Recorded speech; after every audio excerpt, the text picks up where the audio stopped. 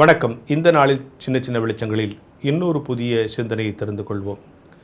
இந்த நூற்றாண்டு தலைமுறையை குறித்து, இளைஞர்களை குறித்து பல்வேறு பெரியவர்கள், அறிஞர்கள், எழுத்தாளர்கள், சமூக ஆர்வலர்கள் கவலை தெரிவித்து கொண்டே இருக்கிறார்கள். இந்த நூற்றாண்டு பிள்ளைகளினுடைய வாழ்க்கை ஒரு இயந்திரத்தனமான வாழ்க்கையாகவும், இயந்திரத்துக்குள் சிக்கிக்கொண்ட ஒரு வாழ்க்கையாகவும் இருக்கிறது. அவர்களுக்கு செல்ஃபோனை தவிர வேறு உலகம் இல்லை. உடனடியாக ஒன்றை பெற்றுக்கொள்ள வேண்டும் என்று ஆசைப்படுகிறார்கள். சின்ன சின்ன ஏமாற்றங்களை கூட தாங்கிக் கொள்வதற்கு அவர்களால் முடியவில்லை. பொறுமையாக இருப்பதில்லை என்று இந்த தலைமுறையை குறித்த பல்வேறு கவலைகளை வெளியிட்டு கொண்டே இருக்கிறார்கள். அதை இன்னொன்று நம்ம அடிக்கடி பேப்பரில் பார்க்குறோம் இல்லையா?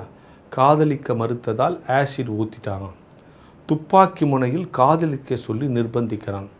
இந்த தலைப்புகள்லாம் பார்க்கும்போது நமக்கு ரொம்ப நகைச்சுவையாக வருது. அதாவது துப்பாக்கி எடுத்துகிட்டு போய் என்னை லவ் பண்ணுறியா இல்லையான்னு கேட்குறானா.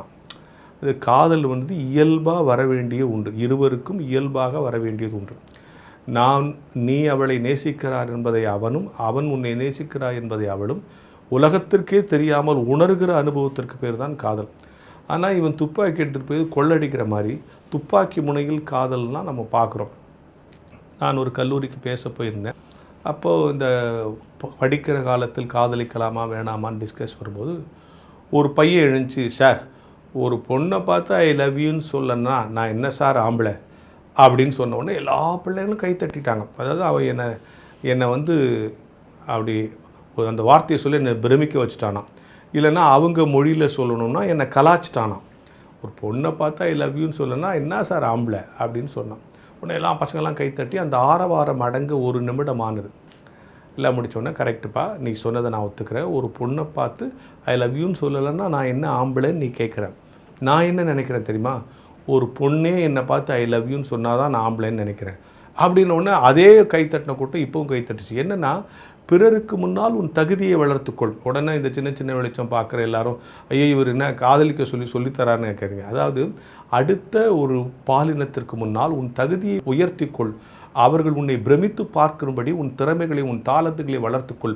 உன்னை அண்ணாந்து பார்க்கும்படி உன்னை வளர்த்துக்கொள் என்பது தான் இன்றைய தலைமுறைக்கு சொல்ல வேண்டிய செய்தி. எனவே துப்பாக்கி முனையில் ஆசிட் ஊற்றுறது, கத்தியில் குத்துறது இதெல்லாம் அந்த காதல் என்கிற தலைப்புக்குள்ளேயே அடங்காது. அது ஒரு அன்பு இல்லை. அன்பு செலுத்தது நிர்பந்தித்து அன்பு செலுத்த வைக்க முடியுமா? எனவே இந்த தலைமுறை புரிந்து கொள்ள வேண்டிய விஷயம் என்னென்னா, சாதிக்க வேண்டும். எப்படி சாதிக்க வேண்டும்? சத்தமில்லாமல் சாதிக்க வேண்டும். அந்த சத்தமில்லாமல் சாதனையில் இந்த உலகம் உன்னை அண்ணாந்து பார்க்க வேண்டும். யாரை வெறுக்கிறியோ, யார் உன்னை வெறுக்கிறாங்களோ அவங்களுக்கு முன்னால் நீ உயர்ந்து காட்டப்பட வேண்டும். அதான் சொல்லுவாங்க, உன்னை எதிர்த்து நிற்கிறவனும் நீ வரும்போது எழுந்து நிற்கும்படி செய்துவிட்டால் நீ சாதனையாளன் என்று பொருள். எனவே அடுத்தவர்களை மிரட்டி நிர்பந்தித்து நம்மை நேசிக்க வைப்பதல்ல, தாளந்துகளை உயர்த்தி, திறமைகளை உயர்த்தி, இயல்பாக நம்மை நேசிக்க, நம்மை மதிக்க, நம் மீது பற்றுக்கொள்ள, நம் மீது அன்பு கொள்ள வைக்கிற நடைமுறை தான் சரியான வாழ்க்கையாக முறையாக இருக்கும் என்பதை இந்த கால இளைஞர்கள் புரிந்து கொள்ள வேண்டும் என்கிற சிந்தனையோடு இந்த நாளை தொடங்குவோம்.